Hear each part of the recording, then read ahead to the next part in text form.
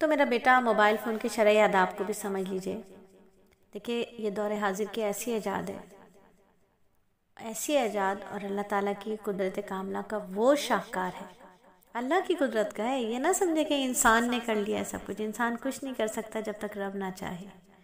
ٹھیک ہے، ہاں اختیار دیا ہے اللہ رب العزت نے، بدی اور نیکی دونوں راستے دکھائے ہیں. ٹھیک ہے، تو یہ اللہ کی ہی قدرت کاملہ ہے. یہ ایسا شاہکار ہے جس نے ہر طبقے شعبہ زندگی سے تعلق رکھنے والے انسانوں کی بھرپور توجہ حاصل کی ہوئی ہے. یہ بڑی تیزی کے ساتھ ہمارے بیڈ روم تک آ گیا ہے، بڑی تیزی کے ساتھ ہماری تنہائیوں تک آ گیا ہے، یہ ہمارے خلوت میں، ہماری جلوت میں داخل ہو گیا ہے. صبح ہوتی ہے موبائل فون کی، ہر روز موبائل فون کی ایک نئی سہولت، ایک نئی خدمت متعارف ہو رہی ہے. مگر انسان تو کائنات کو تسخیر کرنا چاہتا ہے نا، اس کی دھن میں مبتلا ہے. اور انسان کی زبان پر اب تک کیا ہے؟ حل من مزید کا نعرہ ہے، اور کچھ آگے، اور کچھ آگے. اب دیکھیے بھئی یہ ذوق ایجاد اور شوق جدت کی پیاس کہاں جا کر بجھتی ہے. لگتا تو یہی ہے کہ یہ کبھی نہ ختم ہونے والی پیاس ہے. سوال یہ نہیں ہے میرا بیٹا کہ مستقبل میں موبائل فون کے استعمال اور وسعت کا کیا عالم ہوگا.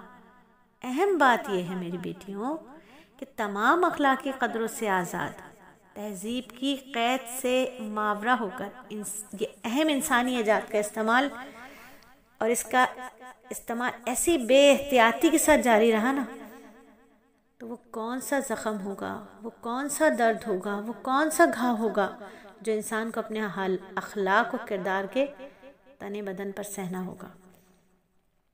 آج کتنا کچھ ہم موبائل پر دیکھ رہے ہیں. فحاشی کا وہ طوفان ہے، عریانیت کا وہ طوفان ہے، بہرا روی کا وہ طوفان ہے جس سے نہ بچہ بچا ہوا ہے اور نہ ہی بوڑھا بچا ہوا ہے. بوڑھی عورتیں بھول گئی ہیں کہ ان کا منصب کیا ہے. بوڑھے مرد بھول گئے کہ ان کے سفید بالوں سے اللہ کو حیا آتی ہے. گناہ کرتے ہوئے انسان ڈر نہیں رہا.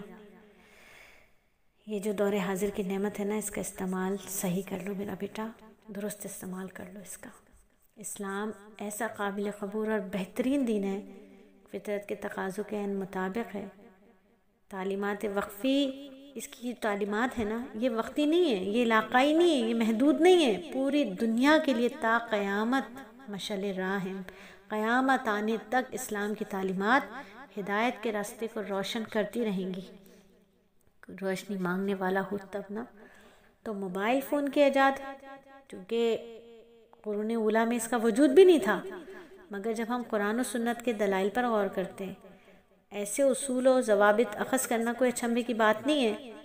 تو پھر جن کی روشنی میں فون کی گفتگو کو اسلامی حدود کا پابند بنایا جا سکے، تو آئیے فون کے آداب میں سب سے پہلا ادب سیکھتے ہیں. اور وہ سب سے پہلا ادب ہے احساس نعمت پیدا کیجیے. احساس نعمت پیدا کیجیے. دیکھیے اللہ تعالیٰ نے ہمیں یہ نعمت عطا فرمائی ہے، یہ نعمت ہے اللہ کی گراں قدر نعمت ہے.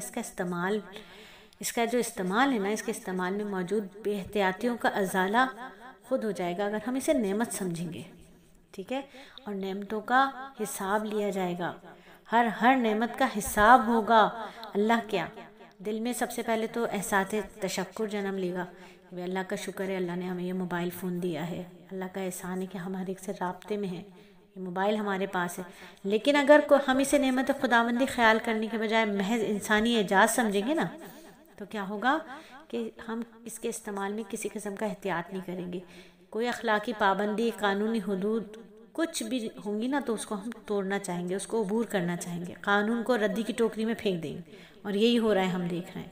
تو اس لیے ہمیں بہت اہم اور ضروری بات یہ ہے کہ اس نعمت کو جسمانی ذہنی صلاحیتیں بخشنے والے کون؟ خدائے بزرگ و برتر کی طرف سے عطیہ سمجھے. عطیہ خداوندی کو ایک نعمت کے طور پر استعمال کرے، اور نعمت کا شکر کے طور پر اسے دین کی دعوت، امت کی خوشیوں، فتوحات کی مبارکباد، دینی پروگرامز کی اطلاع اور نماز فجر کے لیے بیدار ہونے کا ذریعہ سمجھ لیں. بس یہ اس کا کام ہے.